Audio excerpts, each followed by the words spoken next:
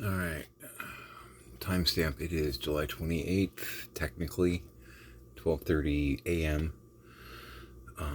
Pix and I are way off schedule. Way off schedule. So we're probably gonna work through doing stuff. Right now she's taking a video game break. I've been listening to Haunted Mansion. Actually, I started out because, again, I am that dork. I started out in Fantasyland, and actually for you it'd be this way. Went around to Frontierland, Liberty Square, Adventureland, all that.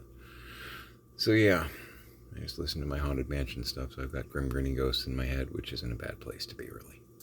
It's not a bad place. Little thorough going on there. That's nice.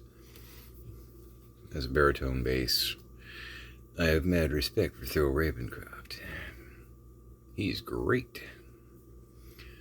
If you actually understand that reference, you're weird too. Otherwise, Google it or ignore it. I don't care. It's your call. Yeah, working on stuff in the kitchen, just trying to go through all the plastics, get them clean. We don't have a dishwasher. Our dishwasher, back up a little bit. The area in Hillsborough County where we are, the water is incredibly hard, which has a tendency to clog and or destroy faucets, shower heads, and appliances that utilize water. We kill a coffee maker a year typically, just because the guts of it eventually choke. Dishwasher, we went through 2 or 3. We've been here 20 years, but this was our 3rd or 4th. It died years ago, and we hand wash dishes from now, just because we know what will happen.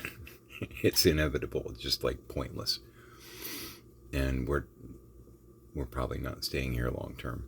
You guys know where my head is there, I think. It's just reality. Sorry, I'm being messed with by a cat. Actually, Jinx has tried to kill me a few times. By this point, I've probably posted Jinx drinking water. He is one of the smartest cats I've ever known, and he has something that we call a magic trick, because he understands the concept of object permanence, where a lot of other cats just don't.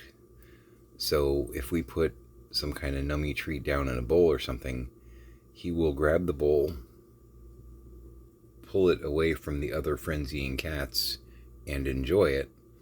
And the other cats typically are looking at the ground where the bowl used to be and going, oh, well, I guess it's gone. I guess we ate it all, and the bowl's gone too. So, oh well, that was good.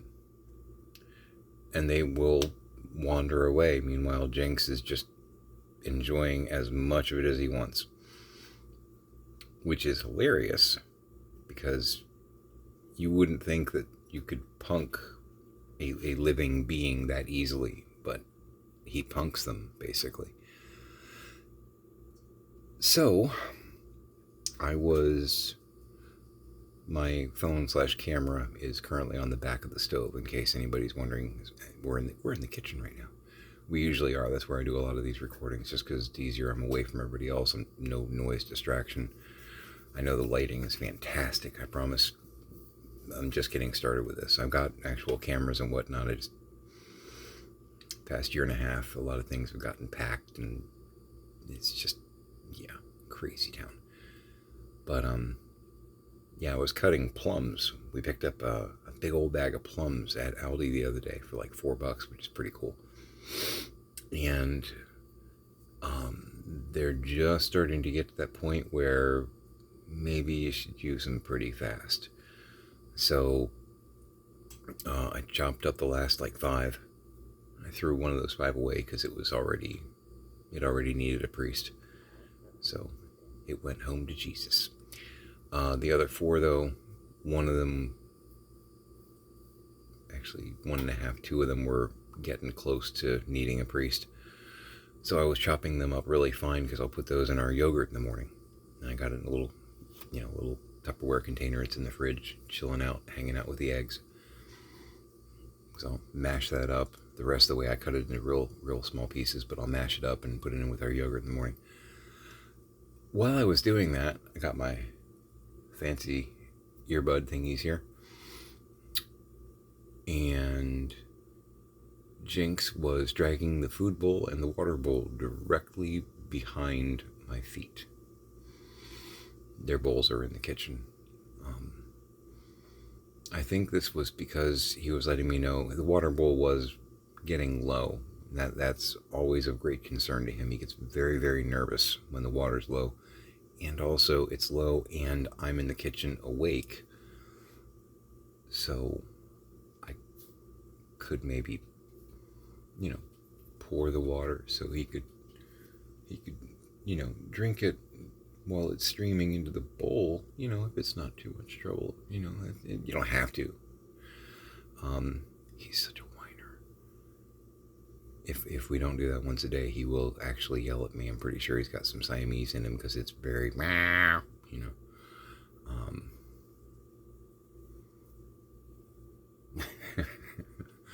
There was a disturbance in the forest. He just stopped licking himself and stared at me. He knows I'm talking about him.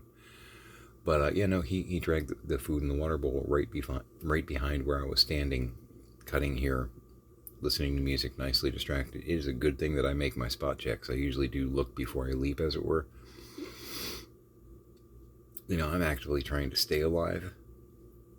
And there are times I think they're actively trying to kill me. So, another interesting tidbit. This is pretty cool because I can't not do research on my condition. Couple of things. One that was pretty encouraging. I have joined the American Lung Association website. Free membership. They send me a newsletter thing. They send me email stuff every day. One of the articles on there that I just scrolling through, and this made me laugh and also go, okay, cool. It's by a guy named Vijay. He is from India.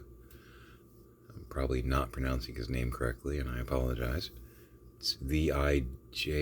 I don't know. Vijay. I don't know. I have a few friends that are actually from India, but I'm not sure how that would be pronounced.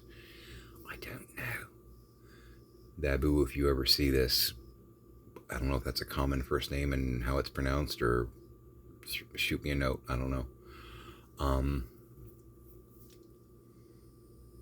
I think he's one of the moderators on the various forums, either on COPD, because the first name I think is one of the moderators, and it may not be him, but I have a feeling it probably is, because what are the odds? Hi, Jinx. So the encouraging part was he was talking about the very, very beginning of the article about being diagnosed with emphysema, COPD, 28 years ago at the age of 53. And I was like, 53? Okay, you're in your early 80s. And from what I can tell, he's still, not oxygen dependent. So that's cool. That's encouraging. And he wasn't a smoker. And again, this would be a question. My friend Babu, who is from India, he would be able to answer this probably more readily than I can, because I've never been to India. But he got out of India, not the movie. Although he might have it in his DVD collection. I don't know. I haven't asked him. Anyway. Apparently in this now young man's world, they used a lot of household chemical, or there were a lot of fumes in the house because of the way they had their stove set up for the household. I guess it was, maybe like a Franklin stove or something like that, to put it into like American terms. And, the vapors, the burning of the wood, and or if they used like an oil, whatnot. I guess it's very common, or was very common, because this would have been quite a few years ago. Now I think about it, because if he's 81 and this is from like his childhood, whatnot, may just be because of when it was. It may not be the constant now. I don't know. But a while ago. And he thinks that because he inhaled all those fumes all those years, that's probably what caused it. And he found out about it again when he was 53, because I guess he was on like some kind of a nature hike with his friends, family, whatnot. And he found himself becoming really out of breath, almost passed out kind of thing. So it almost sounds to me like he might be at a worse place than me at the time of diagnosis, just because the only time I've had that moment was, again, and I'm not trying to tell you the same story over and over, because I think I mentioned this, but running 300 yards from the back of a store, the warehouse of a store, to the front door of a store, because I thought one of my cashiers was under attack, or bleeding or dead on the floor. And I was very out of breath for a couple minutes after that. But I didn't, it wasn't like I passed out, ambulance came. I mean, he actually, I guess, ambulance came. He went and spent a couple days in the hospital, and that's when they were like, oh, by the way. So, and he was saying about how he does a lot of breathing exercises, and he paces himself, and his diet, and it was funny, though, because he put it in quotes, but to me it sounds more like it would have been something that he paraphrased. He said that when he found out, his doctor basically came in the room and said, you have a incurable, progressive, terminal disease, but you're going to be okay. And consider that, because that's about where I am in the mindset. It's like, okay, it's progressive, it is going to get worse throughout time. I can slow it down. If I quit smoking, 2 cigar a day again, just keeping myself in check here. It might be more than 2, because I'm going to be up another 8 or 10 hours. I know it's going to be more than 2, but it's going to be like a actual 24-hour day that I'm up, like all 24. Because we got to get back on the schedule, because we're working overnight a couple days this week. Yay, good. But I guess between diet and exercise and breathing exercises, he's been able to keep it pretty much at bay, which are all things that I've already been implementing. So that's good. Also, I saw something very interesting. Someone was reporting on a study that was done, where they basically took like 300 patients, all with emphysema, COPD, and half of them, they said, increase your vegetable and or fruit intake, have 1 more serving or 2 more servings a day than you normally have been doing. And the other half, the control group, they said, just keep doing what you're doing. And at the end of the study, on average, the people that hadn't changed their diet had their lung capacity, their FEV score had decreased by 5 to 10%, which, again, it's a progressive disease. It's going to get worse. But the group that had increased their fruit and vegetable intake, and they think it's because of the antioxidants, their lung function had increased 10 to 20%. And with emphysema, there's parts of the lung that are dead. It's a little grapevine, the little sacs, the little grapes on the end of the grapevines, we've killed them. Those apparently don't grow back, although I'm looking forward to stem cell research, because I'm wondering if maybe we can recreate them through stem cells eventually. I know they're working on it, but they're not there yet. That would be swell. Because stem cells are kind of like genetic nanites to a degree. They can replicate or recreate whatever you expose them to. Kind of. I'm really, really dumbing it down. At least like MSC cells and things like that. I've been doing more research than a bard normally does. But yeah, hi. So we can't fix those. It's like brain tissue. It doesn't grow back, it doesn't heal. But one of the things that can increase your FEV score, which is basically your ability to breathe. It is your lung capacity, your ability to not suffocate. You want a good score there because, apparently breathing is important. I read that in a couple articles so far. Antioxidants help with inflammation, preventing it, which helps the muscles around it and or the lungs, because if the lungs get agitated, that actually damages your ability to breathe. That, and you want the other muscles around it to be in good shape because they help support the lung functions. So, and the reason I mentioned that study is in switching over to a more Mediterranean diet. Those of you who know me know that I am absolutely a carnivore. So I'm still eating meat, but I've definitely increased my vegetable intake and my fruit intake. So, looking at the study and looking at the fact that I'm doing that, like half of my plate is like veg and fruit now. Typically the other half is meat, whether it's a salmon steak or, cubed baked chicken or chicken fried in olive oil, because they recommend olive oil, which good for you, all that. But I've definitely increased my vegetable and or fruit intake. So if that will help me stay alive, that sounds pretty cool. And honestly, there's vegetables out there that are yummy. I'm not like anti-vegetable. Today I had some, we've been getting a lot of the like dollar bags, the steamable veg from like Walmart, Aldi, stuff like that. And today I had some zucchini. It was a mixed zucchini blend, which was very yummy. I love that stuff. I have to admit, I do like that. I know carnivore, but there's some veggies that I really do dig. And I had a very large helping of broccoli, which I also love. So,